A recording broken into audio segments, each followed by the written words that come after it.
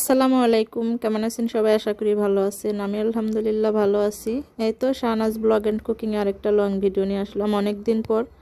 আসলে long video তেমন দেওয়াই হয় না, তাই রান্না করতে আসছি, দেখি তেল নেই, তেল একদমই বেশি ছিল না, তো দুইটা রেসিপি করতে হবে। পরে ভাবলাম যে জেতা মাছ নিয়ে আসছে, তেলাপিয়া মাছ, তো এই মাছটা না ভেজেও রান্না করা যাবে, যেহেতু তেলাপিয়া মাছটা একদম দেশি আবার জেতা।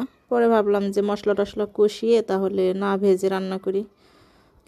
আর রান্নাটা দুপুর টাইমে ছিল, ছেলেও বাসায় ছিল না। ভিডিওটা প্রায় অনেক দিন আগে, স্বাধীন তখন পরীক্ষা দিতে গেছিল, তো আমার নিচে যায় তেল আনার মতো যে ওই টাইমে যাওয়ার ইচ্ছাই ছিল না। তাই যাই হোক, মশলাটা সুন্দর করে কষিয়ে আদা রসুন ধনিয়া জিরা সব কিছু একটা বাটা মশলা দিয়ে তারপর অল্প অল্প করে যতটুকু পরিমাণ লাগে হলুদের গুঁড়া, মরিচের গুঁড়া, ধনিয়ার গুঁড়া এগুলো দিয়ে দিলাম। আর আজকে শুধু 3টা মাছের লেজ রান্না করব।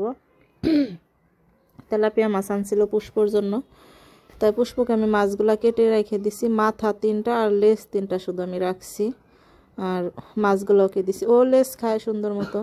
এই যে রান্না করছি না ফুলকপি দিয়ে, এটা কিন্তু ফুলকপি দিয়ে রান্না হবে।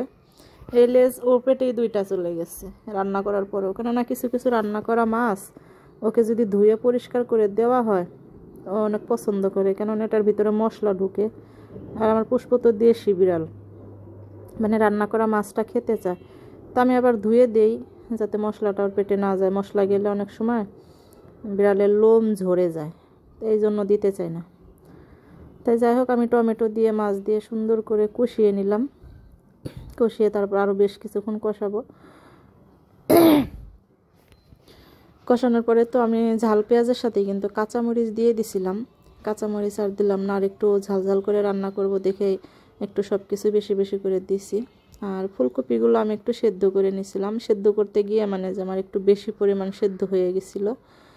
তাই ফুলকপি আমি এমনি সেদ্ধ ছাড়া রান্না করি না, তাই যেহেতু বেশি পরিমাণ সেদ্ধ হয়ে গেছে তাই একদমই যে সহজেই গলে যেতেছিল।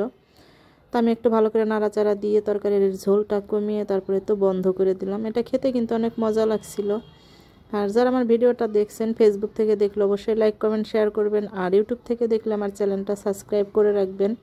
এদিকে আমি লাল শাক ভাজি করব, কিন্তু শুকনো মরিচ নেই, তাই আমি প্রথমেই ঝাল পেঁয়াজ দিয়ে দিলাম। আর একটা কড়াইতে লাল শাকও নাড়াচাড়া করে নিচ্ছে, যে আমার খুব তাড়াহুড়া, এই জন্য ভাবলাম যে এক চুলায় লাল শাক এরকম একটু ভাপ দিয়ে নেই, পানি ফেলবো না, লাল শাকের পানি ফেলি না। আর আরেক চুলায় ঝাল পেঁয়াজ নাড়াচাড়া দিয়ে নেই, যেহেতু শীতের দিন গ্যাস চলে যায়, অনেক দেরিতে আসে, তো একসাথে একটু ঝটপট রান্না হয়ে গেলে ভালো হয়। তারপরে তো ঝাল পেঁয়াজের সাথে ভালো করে মিলিয়ে দিয়ে নাড়াচাড়া করে নিলাম। তারপর একদম পানিটা যতক্ষণ না শুকাবে ততক্ষণ আমি এভাবে একদম লাড়াচাড়া করতে করতে ঘাটা ঘাটা করে ফেলাবো, একটু মিহি করে ফেলাবো। তো যাই হোক, কেমন লাগলো ভিডিওটা? আল্লাহ।